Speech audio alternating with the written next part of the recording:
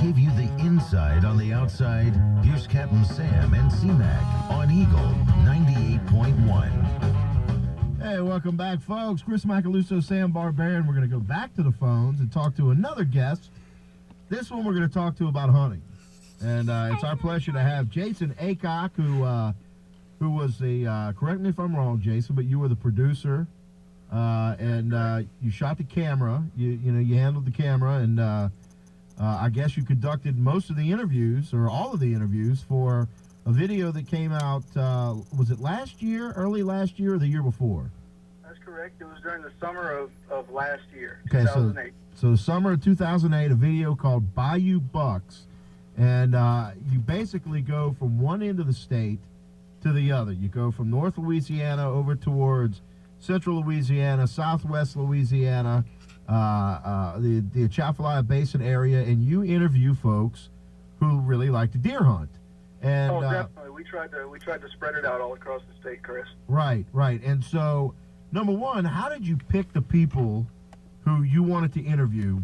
And you guys spread it out to different areas, not only different areas, different people, but different kinds of areas: private land, public land, piney woods, hardwood bottoms, et cetera, et cetera.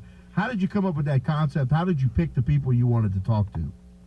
Well, I knew the areas we wanted to go to and film. I've always been big on Louisiana history and fascinated with the different types of terrain we had in the state. So the original goal was to cover as broad an area of the state as possible. So, I would look on the internet, big buck kills, people that had posted pictures, Google searches on the internet for Louisiana big bucks and stuff like that, and I would pull names here and there and just do white pages search, various internet forums trying to track people down. And I probably asked, 50 or 60 people, would you be interested in having me film you? I'm trying to produce a Louisiana hunting documentary. Would you let me film you?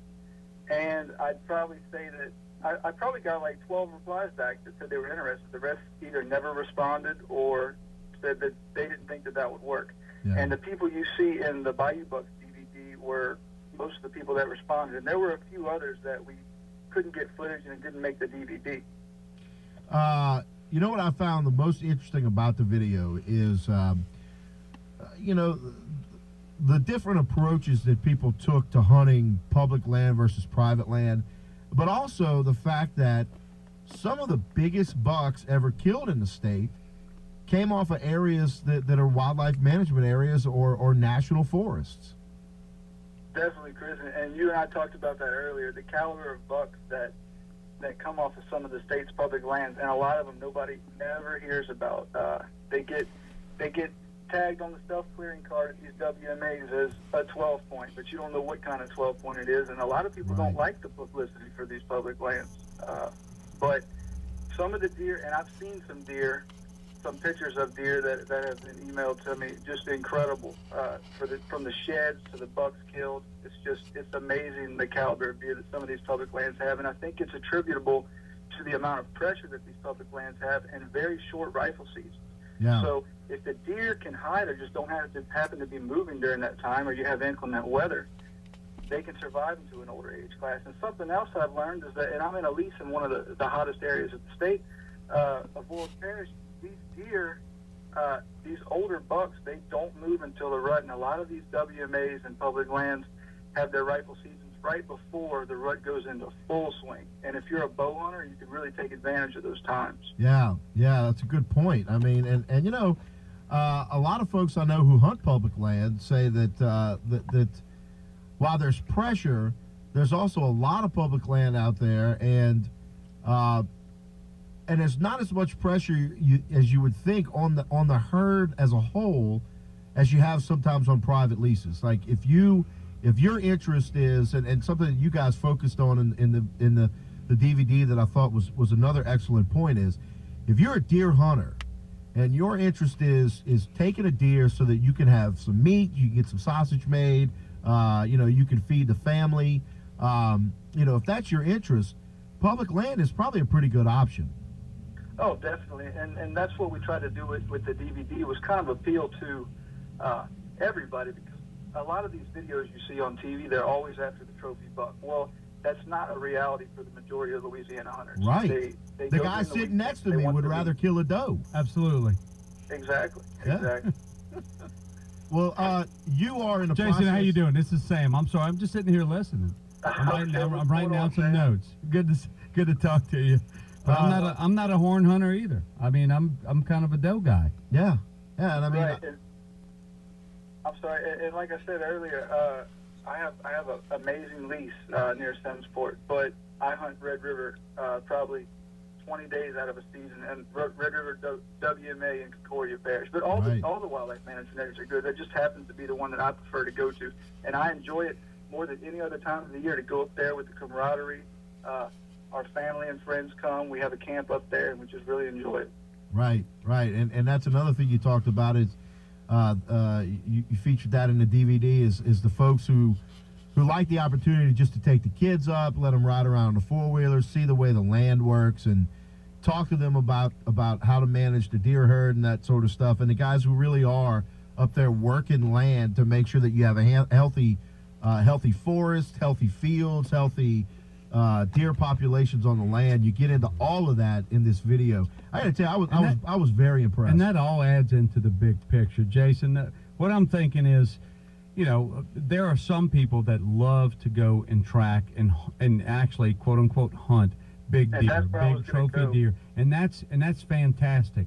Other guys and girls and folks just like getting out there, being at the camp, just like what Chris was saying, getting out, riding the four-wheelers, being outside, getting back in touch with nature, et cetera, maybe getting a little bit of something for some sausage, but you know what? It's all good, isn't it? Don't you agree? Exactly, and that's the majority of the hunters in the state have that mentality. But let me tell you something, Sam.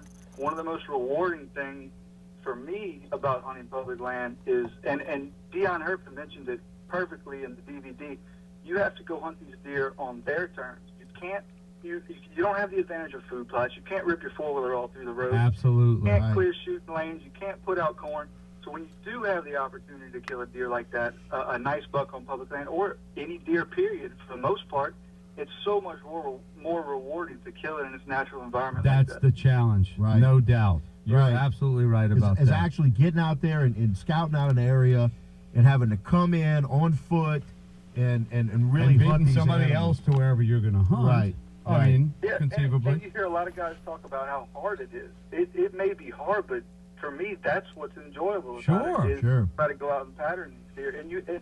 And during bow season on these wildlife management areas and national wildlife refuges, during the week, it's like having a 30,000-acre lease all to yourself. I've hunted in some of these WMAs, and I haven't seen a soul the whole day. I mean, just vast expanses of woods for you to stomp around on. Jay, what you don't understand, though, C-Mac will tell you, I can't stay still for longer than like can't. an hour. So. Once the riddling wears off, Sam is usually back at the camp by about 7:15. Right. Yeah. We've been deer hunting together. Yeah, it's impressive. I wander in about 9:45 and go, I saw one. And Sam, I'm like, how long have you been here? Sam's already in his underwear drinking coffee. Oh, my God. Yeah.